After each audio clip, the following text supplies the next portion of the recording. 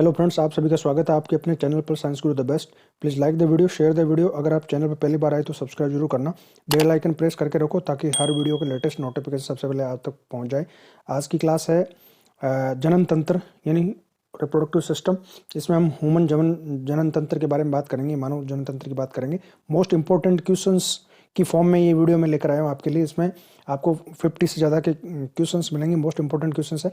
ये class REET level 2 science math के लिए सबसे इंपॉर्टेंट है। इसके साथ CET, RPSC, EO, MO, RS, high court, LDC, VDO, RRB, NTPC, SSC, इन सभी कम्पिटेटिव एग्जाम्स के लिए इंपॉर्टेंट। क्लास की पीडीएफ का लिंक डिस्क्रिप्शन में, आप वहाँ से पीडीएफ भी ले सकते हैं। तो चलो शुरू करते हैं आज की क्लास। सबसे पहला क्वेश्चन है कि शुक्राणु अस्थायी रूप से रखे जाते हैं अधिवर्षण में, शुक्रवाहिका में, शुक्राशय में या एफरेंस में। तो शुक्राणुओं का निर्माण वर्षण में होता है। जो मुख्य जनन अंग है नर में वो शुक्राणु है।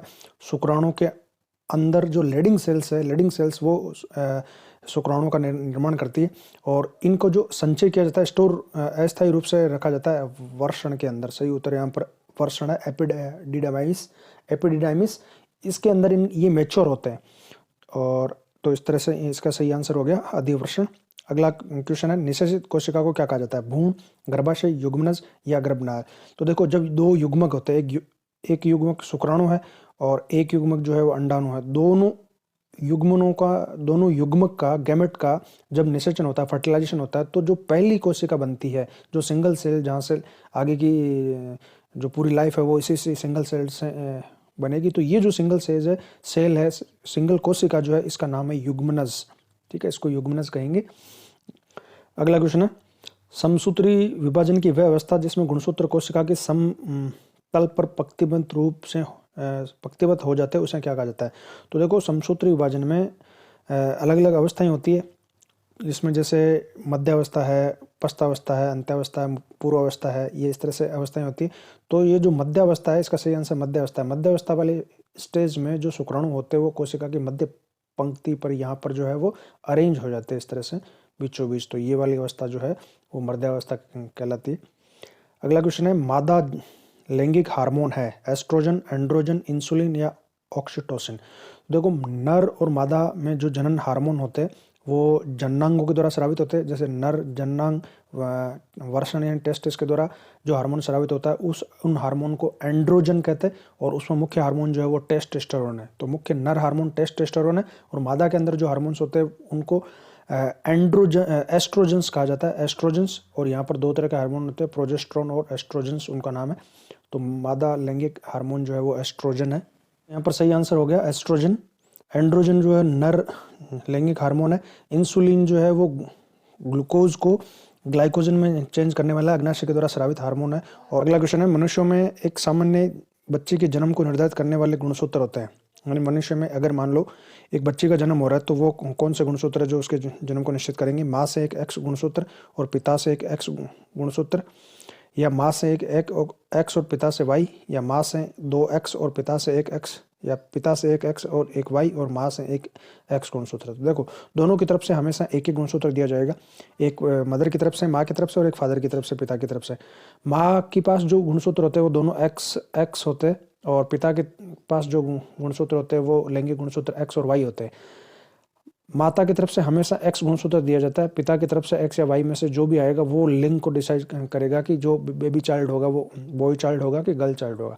अगर पिता की तरफ से एक्स गुणसूत्र दिया जाएगा तो वो हमेशा लड़की का जन्म होगा, और अगर पिता की तरफ से वाई गुणसूत्र होगा तो वो लड़के का जन्म होगा। तो यहाँ माता की तरफ से एक्स गुणसूत्र और पिता की तरफ से एक्स गुणसूत्र अगर है तो वो बच्ची का जन्म होगा, यानी बेबी चाइल्ड जो है वो गर्ल चाइल्ड होगा। अगला क्वेश्चन है कि महिलाओं में यौन की शुरुआत के लिए कौन सा हार्मोन उत्तरदायी है? प्रोलैक्टिन, ऑक्सीटोसिन, पुटिको उद्दीपक हार्मोन या उपरोक्त सभी। तो देखो, ये जो यौन अवस्था की जो शुरुआत है वो इनकी ओवेरी में यानी अंडाशय के अंदर कुछ फॉलिकल्स होते हैं, कुछ पुट्टिकाएं होती है।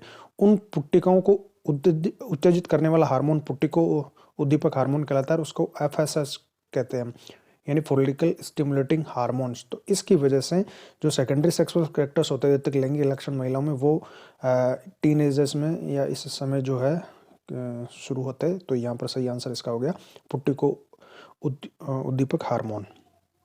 अगला क्वेश्चन है कि कौन सी कोशिकाएं एक आदमी में वर्षण हार्मोन एंड्रोजन का संश्लेषण और श्रावण करती है। तो देखो एंड्रोजन जो है वो नर जनन हार्मोन है और वर्षण के अंदर ये हार्मोन्स बनते हैं, टेस्टोस्टेरोन भी कहते हैं इसको। और वर्षण में बहुत सारी कोशिकाएं होती है जिनको लैंडिंग कोशिकाएं कहते हैं। ये लैंडिंग कोशिकाएं जो होती है वो ये हार्मोन यानी एंड्रोजन टेस्टोस्टेरोन का श्रावण और संश्लेषण करती है। अगला क्वेश्चन है मनुष्य में आम तौर पर अलिंग गुणसूत्र के जोड़ों की संख्या कितनी है, 10, 20 या 21। देखो अलैंगिक गुणसूत्र और लैंगिक गुणसूत्र हमारे पास मनुष्य में कुल 46 गुणसूत्र होते हैं और ये गुणसूत्र हमेशा जोड़ों में होते हैं। ठीक है, 23 जोड़े इनके 23 पेयर होते हैं जोड़ों के अंदर, ये होते हैं पेयर्स में। ठीक है, और इनका एक सेट होता है, यानी ये एक सेट है। ठीक है, 23 गुणसूत्र का एक सेट होता है। इनमें से 22 जोड़े यानी कि 44 गुणसूत्र यानी कि 22 जोड़े तो एलिंग गुणसूत्र है, सोमेटिक सेल्स में होते हैं जो कायिक लक्षणों को निर्धारित करेंगे। और 2 गुणसूत्र जो है वो एक्स महिला में और पुरुष में एक्स और वाई, ये लिंग गुणसूत्र कहलाते हैं। यानी एक जोड़ा एक पेयर जो है वो लिंग गुणसूत्र का होता है। तो अलिंग गुणसूत्रों के जोड़े कितने होते हैं, 22 होते हैं। और लिंग गुणसूत्र के जोड़े कितना होता है, एक जोड़ा होता है, यानी 2 गुणसूत्र होते हैं। महिला के अंदर एक्स और पुरुष के अंदर एक्स और वाई। ये एक्स जो गुणसूत्र है वो दोनों समान होते हैं, यानी समजात गुणसूत्र है। और ये एक्स वाई जो है विषमजात गुणसूत्र है। वाई गुणसूत्र छोटा होता है साइज में, एक्स गुणसूत्र बड़ा होता है। अगला क्वेश्चन है निम्न में से कौन सा युग्म सही ढंग से मेल नहीं खाता, यानी कौन सा सही सुमेलित नहीं है। पहला है कि एक ही जीव केंचुए में नर और मादा जनन अंग होते हैं। अंडज उभयचर, यानी जो उभयचर प्राणी होते हैं वो अंडज होते हैं, यानी वो अंडे देते। द्विअंगी विखंडन युग्निना में होता है, यानी युग्लिना में विखंडन के द्वारा जनन होता है और वो द्विअंगी विखंडन होता है। विखंडन इचियोडर्म्स में। तो देखो ये तीनों ऑप्शन जो है ये सही है। ये वाला विखंडन इचियोडर्म्स वाला ये सही ऑप्शन नहीं है, यानी ये इसमें विखंडन इचियोडर्म्स में विखंडन द्वारा जनन नहीं होता, बाकी सारे सही है। कैंचुए में नर और मादा जो प्रजनन अंग एक ही जीव में होते हैं। और एम्फीबिया जो होते हैं वो सारे अंडज होते हैं, यानी अंडे देते हैं। और युग्नी में द्विअंगी विखंडन द्वारा जनन होता है। अगला क्वेश्चन है वर्षण द्वारा किस हार्मोन का स्रावण किया जाता है। वर्षण में टेस्टिस में नर जननांग है, ये किस हार्मोन का स्रावण होता है, प्रोजेस्टेरोन, टेस्टोस्टेरोन, एफएसएस या इंसुलिन। तो सही आंसर यहाँ पर है टेस्टोस्टेरोन। टेस्टोस्टेरोन नर जनन हार्मोन है, तो टेस्टोस्टेरोन यहाँ पर सही आंसर हो जाएगा। प्रोजेस्टेरोन है ये महिलाओं में होता है, मादा जनन हार्मोन है। और टीएसएच है ये थाइमस स्टिमुलेटिंग हार्मोन है, तो थाइमस ग्रंथि को अपने स्राव या हार्मोन स्रावित करने के लिए उत्तेजित करता है। इंसुलिन हार्मोन जो है वो अग्नाशय के द्वारा स्रावित होता है और ये हार्मोन इंसुलिन हार्मोन जो है वो ग्लूकोज को ग्लाइकोजन में चेंज करता है। अगला क्वेश्चन है मानव शरीर में निषेचन की क्रिया कहाँ पर संपन्न होती है। तो मानव में आंतरिक निषेचन पाया जाता है और मादा के शरीर के अंदर निषेचन की क्रिया संपन्न होती है। निषेचन का मतलब होता है नर युग्मक और मादा युग्मक का आपस में संयोग होना, उनका संयुक्त होकर युग्मनज का बनाना। तो ये क्रिया गर्भाशय में होती है, डिंब वाहिनी में होती है, अंडाशय में होती है या योनि में होती है। तो सही आंसर यहाँ पर डिंब वाहिनी यानी फेलोपियन ट्यूब्स है ना, फेलोपियन ट्यूब या अंड वाहिनी भी कहते हैं इसको, डिंब वाहिनी, अंड वाहिनी, फेलोपियन ट्यूब्स में। तो यहाँ पर निषेचन की क्रिया संपन्न होती है। अगला क्वेश्चन है पुष्पी पौधों में लैंगिक जनन होता है। पुष्प की पौधे जिनमें पुष्प बनता है उनमें लैंगिक जनन होता है पत्तियों द्वारा, फूलों द्वारा, तने द्वारा या कोई नहीं। तो देखो पुष्प जो है, फूल जो है वो उनका जननांग होता है, यानी उनका लैंगिक जनन जो है वो फूल के द्वारा होता है। फूलों में मादा या नर फूल हो सकते हैं अलग अलग, या एक ही उभयलिंगी भी हो सकते हैं। इसमें नर पार्ट पुंकेसर और मादा पार्ट जो पिस्टिल है वो एक ही जगह हो सकते हैं। तो फूलों के द्वारा इनमें लैंगिक जनन होता है। और पत्तियों द्वारा, तने द्वारा और जड़ के द्वारा जो जनन होता है उसको हम कायिक जनन कहते हैं, वेजिटेटिव प्रोपेगेशन कहते हैं। अगला क्वेश्चन है कि मानव मादा के जनन तंत्र का भाग नहीं है, इनमें से कौन सा भाग है जो मानव की मादा जनन तंत्र का पार्ट नहीं है। अंडाशय, गर्भाशय, शुक्रवाहिनी या डिंबवाहिनी। तो देखो मादा जनन तंत्र के 4 मुख्य भाग होते हैं। सबसे पहले योनि, और योनि के बाद में गर्भाशय, गर्भाशय के बाद में डिंब वाहिनी और डिंब वाहिनी के बाद में अंडाशय। यानी दोनों तरफ जो अंडाशय है वो आपस में नली के द्वारा जुड़े रहते हैं जिसको डिम्ब वाहिनी कहते हैं। और ये नली जो है वो एक थैलेनुमा स्ट्रक्चर में खुलती है जिसको गर्भाशय कहते हैं, और गर्भाशय की जो ओपनिंग है वो जो है वो योनि कहलाती है। तो 4 पार्ट इसमें होते हैं। तो शुक्र वाहिनी ये नर जनन अंग तंत्र का पार्ट होता है। नर जनन में तंत्र में ये शुक्र वाहिनी होती है जो शुक्राशय में आकर खुलती है। तो यहाँ पर सी ऑप्शन। अगला क्वेश्चन है, निम्न में से कौन एक लिंगी पादप का उदाहरण है? यानी पादप एक लिंगी या द्विलिंगी हो सकते हैं। एक लिंगी में केवल एक ही लिंग, यानी कि या तो मेल पार्ट पुंकेसर होता है या स्त्री केसर जो पिस्टिल वाला पार्ट है, मादा पार्ट है, वो हो सकता है, वो एक लिंगी पौधे होते हैं। और जिनमें दोनों पार्ट एक ही फूल में होते हैं, एक ही पौधे में होते हैं, वो एक ही फूल में, यानी पुंकेसर भी वहीं पर है और वहीं पर स्त्री केसर भी है, तो वो द्विलिंगी पादप कहलाता है। तो जितने भी द्विबीजपत्री जो पौधे होते हैं, वो डाइकोट्स जो प्लांट है, वो सारे के सारे जो है वो द्विलिंगी के उदाहरण है। एकलिंगी पुष्प ज़्यादातर जो एकलिंगी पौधे होते हैं उनमें एक बीजपत्रियों में ही ये पाए जाते हैं। तो यहाँ पर देखो सरसों, गुड़हल, पपीता और मटर। सरसों, गुड़हल और मटर ये तीनों जो प्लांट है वो डाइकोट है, यानी द्विबीजपत्री है और दोनों द्विलिंगी होते हैं। दोनों पार्ट इनमें पाए जाते हैं। पपीता, खीरा, ककड़ी ये जो है ये एक लिंगी पौधे होते हैं, एक बीजपत्री होते हैं और एक लिंगी पादप है। तो यहाँ पर सही आंसर हो गया सी, पपीता। अगला क्वेश्चन है कि मुकुलन के द्वारा प्रजनन किसमें होता है? मुकुल यानी जिसमें बड बनती है, बड के द्वारा। तो बड के द्वारा जनन होता है अमीबा में, यीस्ट में, मलेरिया में, पैरामीशियम में। तो सही आंसर यहाँ पर हो जाएगा कि बड के द्वारा जो है वो यीस्ट में होता है। यीस्ट जो है कवक, यीस्ट एक कवक है और इनमें जो है इस तरह से जैसे ये यीस्ट कोशिकाएं आते, तो यहाँ पर एक बड बनती है सबसे पहले, और वो बड धीरे धीरे बड़ी होती जाती है और बड़ी होकर केंद्र का विभाजन हो जाता है। केंद्र किसमें बन गया, कुछ कोशिका द्रव्य इसमें आ गया, ये यहाँ से डिटेच हो जाएगी, अलग हो जाएगी और मात्र कोशिका से अलग एक नई कोशिका बना लेगी, तो ये यीस्ट है। तो मुकुलन के द्वारा प्रजनन यीस्ट में होता है। अमीबा में बाइनरी फीजर होता है, यानी द्विविखंडन होता है। और अगला क्वेश्चन देखते हैं, फूलों में नर जनन प्रजनन अंग क्या है? पुष्प का जो नर जनन है, नर जनन अंग है, वो पुंकेसर है कि अंडप है कि वर्तिकाग्र है कि वर्तिका है? तो देखो सही आंसर यहाँ पर पुंकेसर होता है। जो यहाँ पर पुंकेसर है उसके 2 पार्ट होते हैं। ये वाला पार्ट जो है इसको हम कहते हैं एंथर, यानी परागकोश, इसके अंदर परागकण भरे होते हैं। और ये जो डंठल जैसा पार्ट है ये इनका तंतु कहलाता है। ये 2 पार्टों से मिलकर बनता है, इसको कहते हैं पुंकेसर या स्टामेन कहते हैं, पुंकेसर। और जो महिला यानी जो मादा जनन अंग इसके अंदर होता है फूलों में, वो उसको हम कहते हैं स्त्री केसर या पिस्टिल भी कहते हैं, उसको पिस्टिल या स्त्री केसर। इसमें 3 पार्ट होते हैं। नीचे की तरफ एक फूला हुआ पार्ट होता है, इसको अंडाशय या ओवरी कहते हैं। यहाँ पर ये जो गर्दननुमा जो पार्ट है, इस पार्ट को हम वर्तिका कहते हैं। और ये ऊपर की तरफ जो है वो ब्रांच या इस तरह से होती है, इसको वर्तिकाग्र कहते हैं। ये वर्तिकाग्र कहलाता है, वर्तिकाग्र यानी स्टिग्मा। और ये जो पार्ट है इसको स्टाइल या वर्तिका कहते हैं। और नीचे वाला पार्ट अंडाशय या ओवरी कहलाता है। तो ये 3 पार्ट होते हैं मादा पार्ट में। अगला क्वेश्चन है, द्विविखंडन होता है। तो द्विविखंडन अमीबा में, पैरामीशियम में, निस्मेनिया में, किसी में नहीं होता। अमीबा में द्विविखंडन बाइनरी फ्यूजन होता है। अमीबा में द्विविखंडन के द्वारा एक अमीबा की जो कोशिका है वो 2 पार्ट में डिवाइड हो जाती है और इससे 2 कोशिकाएं बन जाती है, ये द्विविखंडन है। तो अमीबा में द्विविखंडन के द्वारा जनन होता है। अगला क्वेश्चन है, ब्रायोफाइलम में कौन से भाग से पाइक प्रवर्धन होता है? यानी कायिक प्रवर्धन, कायिक जनन, वेजिटेटिव प्रोपगेशन या तो जड़ के द्वारा होता है। ये जो वेजिटेटिव पार्ट है, कायिक भाग है, उनसे फ्लावर के अतिरिक्त जो बाकी पार्ट है, जड़, तना या पत्तियां, जड़, तना और पत्तियां, ये तीनों कायिक भाग होते हैं। इनसे अगर नया प्लांट विकसित हो रहा है तो वो वेजिटेटिव प्रोपगेशन हो रहा है, कायिक प्रवर्धन हो रहा है। अब ब्रायोफाइलम जो पादप है इसको पत्थर चट्टा कहते हैं और इसमें पत्तियों के द्वारा नया पौधे का निर्माण होता है। यानी पत्तियों के मार्जिन्स पे इसकी जो पत्तियां होती है उनके किनारों पर, मार्जिन्स पे यहाँ पर बड होती है, कनिकाएं होती है, और इन कलिकाओं से नए प्लांट्स यहाँ से डेवलप हो जाते हैं। नए प्लांट्स जो है वो पत्तियों से बनते हैं। तो सही आंसर हो गया ए। गाजर, मूली और ये जो टर्निप है, सलजम है, इनमें जड़ के द्वारा होता है। और आलू में, हल्दी में, अदरक में और गुलाब में, इनमें जो है वो तने से होता है।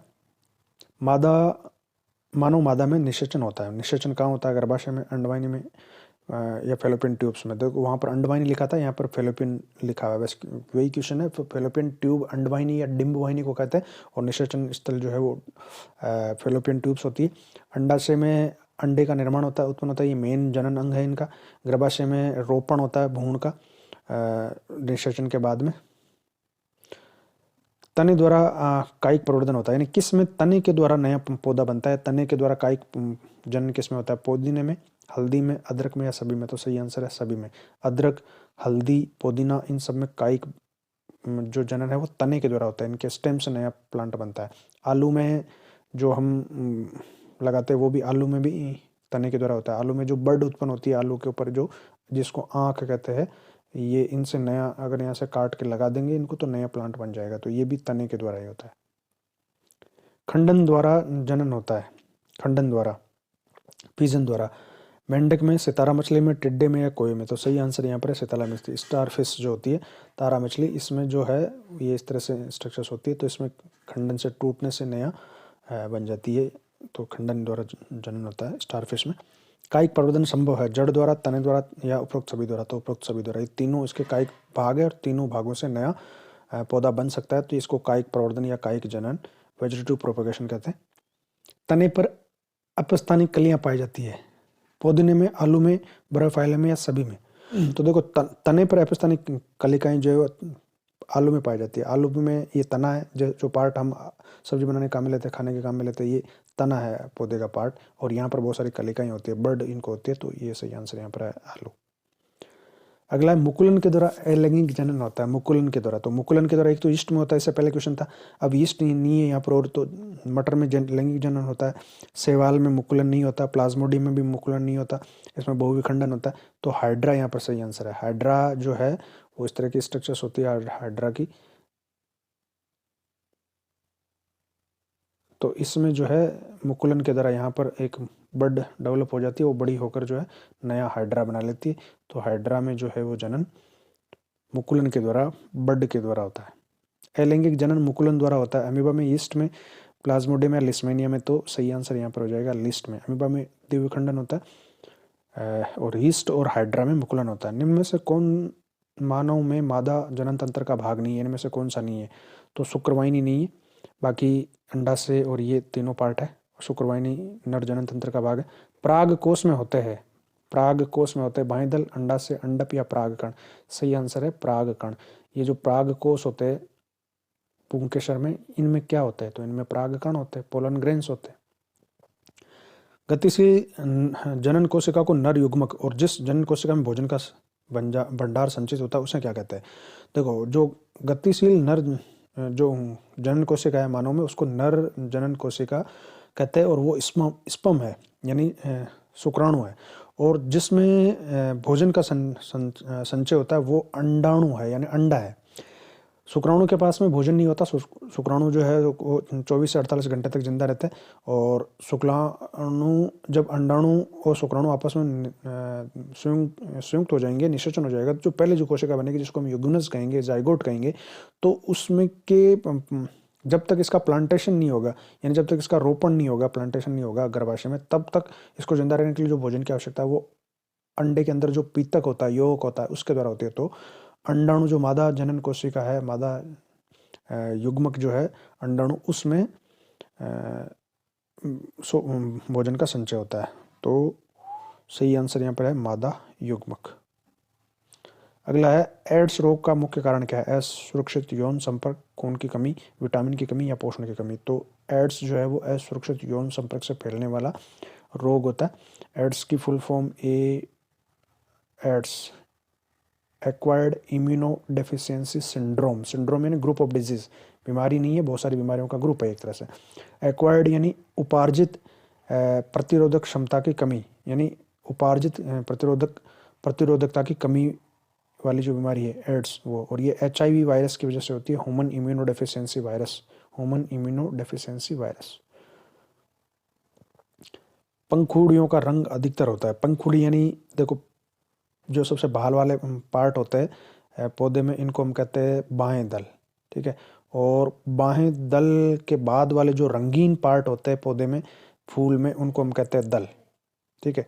दल रंगीन पार्ट होता है, और इसके बाद में नर और मादा भाग होते हैं। ठीक है, ये वाला मादा भाग है जिसको स्त्री कैसे कहते हैं, 3 पार्ट होते हैं, एक तो ये अंडाशय, एक ये वर्तिका और ये वर्तिका। इसके अलावा ये नर पार्ट होते हैं जिनको हम कहते हैं पुंकेसर, और ये 2 भागों से मिलकर बनता है, पराग कोश और ये डेंटल जो है इसको तंतु कहते हैं।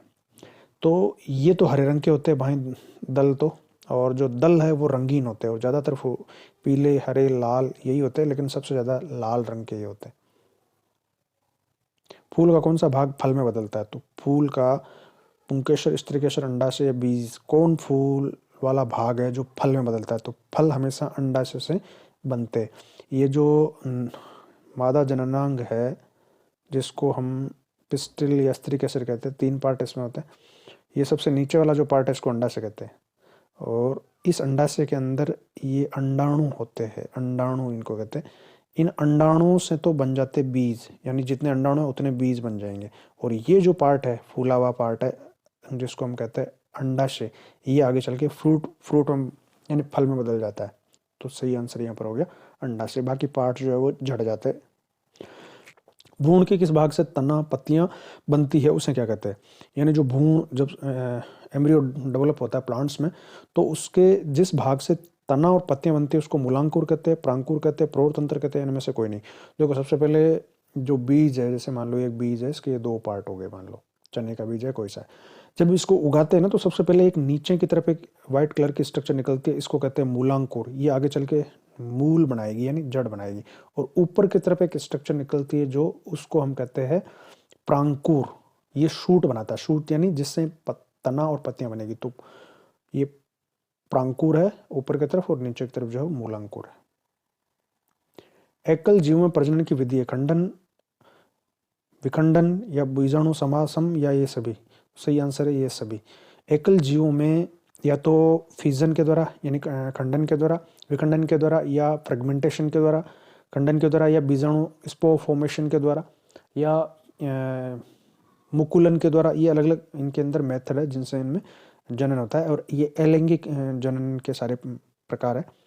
लैंगिक जनन में आवश्यकता होती है केवल नर जननांग की, स्त्री जननांग की, या दोनों की, या इनमें से कोई नहीं। तो देखो लैंगिक जनन में हमेशा 2 पेरेंट चाहिए, नर और मादा दोनों जननांग की आवश्यकता होती है। अलैंगिक जन्म में केवल एक जो है जननांग की जरूरत होती है। पुंकेसर पुष्प का कौन सा जननांग है, नर स्त्री या दोनों, तो पुंकेसर नर जननांग होता है, स्त्रीकेसर जिसको पिस्टिल कहते हैं वो स्त्री पार्ट होता है। पुरुषों में यौन आरंभ के लक्षण है, पुरुष में दाढ़ी मूछ का आना, कंठ का फूलना, पेशियों का उभार, या ये सभी, तो सही आंसर है ये सभी। दाढ़ी मूछ आना, कंठ का फूलना एडम एप्पल्स की वजह से, और मांसपेशियों में उभार आना, ये सारे यौन आवरण के द्वितीयक लैंगिक लक्षण कहलाते हैं। स्त्रियों में यौन आवरण के लक्षण है स्तनों की वृद्धि, नितंबों का उभरना, रजोधर्म का प्रारंभ, या ये सभी मेंस्ट्रुएशन साइकिल, रजोधर्म और ये सारे लक्षण, तो सही आंसर यहाँ पर डी है। अगला क्वेश्चन है मनुष्यों में नर जननांग निम्न में से कौन है, नर जननांग वर्षण, वर्षवाह, शुक्रवाहिका, मूत्रमार्ग, या ये सभी। नर जननांग है वो टेस्टिस वर्षण है, स्त्री के अंदर जो जननांग होता है वो अंडाशय होता है। स्त्रियों में अंडाशय की संख्या कितनी होती है, तो स्त्रियों में 2 अंडाशय होते हैं, दोनों तरफ, एक इस तरफ एक इस तरफ, दोनों अंडाशय आपस में मिलकर फैलोपियन ट्यूब बनाते हैं, और फिर यहाँ पर गर्भाशय बनता है। तो सही आंसर यहाँ पर हो गया 2 अंडाशय होते हैं, और हर महीने एक एक अंडाशय से एक एक अंडा जो है वो रिलीज होता है। मनुष्य में निषेचन के फलस्वरूप बनता क्या है, भ्रूण, बीजाणु, या युग्मनज, या इनमें से कोई नहीं। तो सबसे पहले देखो बीजाणु नहीं बनता, ये पाद में बनता है। युग्मनज और भ्रूण ये दोनों संरचनाएं सेम ही है, सबसे पहले युग्मनज बनेगा, यानी दोनों जो युग्मक है स्पर्म और एग, शुक्राणु और अंडाणु, इन दोनों के संयुग्मन से, इनके निषेचन से जो पहली कोशिका बनेगी उसको हम कहेंगे युग्मनज। ठीक है, उसको हम कहेंगे युग्मनज, जाइगोट। और इस जाइगोट से फिर अगली जो स्ट्रक्चर, जब इसमें डिवीजन हो जाएगा यानी विभाजन होने लगेगा, तो विभाजन होने के बाद में जब ये 2 कोशिका से, ये अभी 1 कोशिका है, इससे जब 2 कोशिका, 4 कोशिका, 8 कोशिका, 16, 32 इस तरह से कोशिकाओं का समय बन जाएगा, और ये डेवलप होने लगेगा, और ये उस अवस्था में पहुंच जाएगा कि अब इसमें अंगों का निर्माण शुरू हो गया, यानी हमें अंग दिखाई देने लग गए कि ये कौन कौन से अंग इसमें बन गए। तो वो वाली अवस्था जब अंग बनने लगे तो उसको हम एम्ब्रियो कहते हैं, भ्रूण कहते हैं। शुक्राणु में बने शुक्राणु संचित होते हैं, अधिवर्षण में। सही आंसर यहाँ पर एपिडिडाइमिस है। एक लिंगी पुष्प का उदाहरण है तो पपीता है। शुक्राणु का निर्माण कहाँ होता है तो शुक्राणु का निर्माण वर्षण में होता है। लिंग गुणसूत्र का पूर्ण जोड़ा पाया जाता है। लिंग गुणसूत्र मनुष्य में दो प्रकार के होते हैं, मादा में XX और नर में XY। तो पूर्ण जोड़ा किसमें पाया जाता है, पुरुष में, स्त्री में या दोनों में? तो ये देखो, ये पूर्ण जोड़ा है स्त्री में। दोनों समान आकार के, समान शेप और साइज के होते हैं, जबकि ये विषम गुणसूत्र होते हैं। X गुणसूत्र बड़ा होता है और Y गुणसूत्र छोटा होता है। तो इसका सही आंसर हो गया स्त्री में। अगला क्वेश्चन है हाइड्रा में जनन की वृद्धि। तो हाइड्रा में जनन की वृद्धि जो है वो मुकुलन होती है, हमने पढ़ चुके पहले। पुष्प का कौन सा भाग परागकण बनाता है तो परागकण हमेशा पुंकेसर में बनते हैं। गन्ना, गुलाब और अंगूर की कृषि में जिस जनन विधि का प्रयोग किया जाता है वो कौन सी है? तो देखो, गन्ने में बीज नहीं बनते, गुलाब में नहीं बनते, अंगूर में, और इन सबको कायिक प्रवर्धन के द्वारा उगाया जाता है, यानी कायिक विधि के द्वारा। और इनकी कलम लगाकर गन्ने की और गुलाब, गन्ने, इन सब में कलम लगा के नए पौधे बनाए जाते हैं, स्टेम से नया प्लांट डेवलप होता है। तो कायिक जनन होता है इसमें, वेजिटेटिव प्रोपगेशन। मादा जनन तत्व में दोनों अंडवाहिकाएं संयुक्त होकर एक लचीली थैलेनुमा संरचना का निर्माण करती है। गिरवा, योनि या गर्भाशय, या चौथा ऑप्शन है इनमें से कोई नहीं। तो देखो, दोनों जो ये अंडाशय है, दोनों तरफ के अंडाशय से जो है वो, यहाँ इसके पास में नलिका होती है जिसको फेलोपियन ट्यूब्स कहते हैं। ये दोनों तरफ से जो नलिकाएं आती है वो यहाँ संयुक्त होकर एक थैलेनुमा स्ट्रक्चर्स बनाती है, जिस थैलेनुमा स्ट्रक्चर्स को हम कहते हैं गर्भाशय। और गर्भाशय, यहाँ पर भ्रूण का रोपण होता है। निषेचन यहाँ होता है डिंब वाहिनी में, फेलोपियन ट्यूब में। यहाँ से जो निषेचन के बाद में जो युग्मनज बनेगा वो फिर लुढ़कता हुआ यहाँ पर आता है और यहाँ पर उसका रोपण होता है, प्लांटेशन होता है। यहाँ प्लेसेंटा अपरा डेवलप होता है, उससे फिर आगे इसको पोषण मिलता रहेगा माँ के पेट से। तो सही आंसर यहाँ पर हो गया गर्भाशय। माँ के रुधिर से पोषण मिलता है भ्रूण को, गर्भाशय को, गिरवा को या शुक्राणु को। भ्रूण को मिलता है पोषण, हमेशा भ्रूण को मिलता है। और अपरा से, प्लेसेंटा से मिलता है, जो माँ के शरीर से जो डेवलप हो रहा है वो भ्रूण है, उसको पोषण उससे मिलता है। मानव मादा में गर्भकाल का समय कितना है? तो ये 9 माह का समय है। ऋतुस्राव या रजोधर्म का समय क्या है? ऋतुस्राव या मेंस्ट्रुएशन साइकिल जिसको MC कहते हैं, तो ये इसका समय 2 से 8, 3 से 9, 4 से 10 या 5 से 11। तो सही आंसर यहाँ पर 2 से 8 दिन का समय है। ये अप्रोक्सीमेटली 5 दिन का समय होता है। निषेचन क्रिया के पश्चात युग्मनज में क्या बनता है? बीज बनते, भ्रूण बनते, थून का थक्का, या इनमें से कोई नहीं। तो युग्मनज के बाद में जो है, युग्मनज से भ्रूण बनता है सबसे पहले। ठीक है, सबसे पहले जो दोनों के निषेचन से जो पहली कोशिका बनी वो युग्मनज बनी, युग्मनज से भ्रूण बनेगा। ठीक है, और भ्रूण के से फिर बीज बनता है प्लांट में। वे प्रक्रम जिसके द्वारा जीव अपने जैसे संतानों की उत्पत्ति करते हैं तो वह जनन है। जनन कितने प्रकार का होता है? तो सामान्यतः जनन 2 प्रकार का होता है, अलैंगिक और लैंगिक। हालांकि कायिक जनन है उसको लैंगिक जनन में ही माना जाता है। तो 2 प्रकार का होता है, लैंगिक और अलैंगिक। निम्न में से कौन सा भाग केवल पुरुष जननांग में पाया जाता है? फेलोपियन, या लेबिया माइनोरा, या शुक्रवाहिनी, या परिपक्व पुट्टक? सही आंसर है शुक्रवाहिनी। ये केवल नर जनना तंत्र का पार्ट है। नर युग्मक और मादा युग्मक के संयोजन से क्या बनता है? तो इनके संयोजन से क्या बनता है? जाइगोट बनता है, जिसको युग्मनज कहते हैं। स्त्री में मासिक चक्र में एक परिपक्व अंडू किस दिन अंडाशय के बाहर निकलता है? 14वें दिन, 28वें दिन, 20वें दिन या 30वें दिन बाहर निकलता है। इनमें से कौन लैंगिक जनन संचारित रोग नहीं है? इनमें से कौन सा है जो लैंगिक संचारित नहीं है, यानी सेक्स डिजीज नहीं है इसमें से? एड्स, गोनेरिया, सिफिलिस या टाइफाइड? सही आंसर है टाइफाइड। टाइफाइड सेक्सुअल डिजीज नहीं है, बाकी एड्स, गोनेरिया, सिफिलिस ये सारे सेक्सुअल डिजीज है।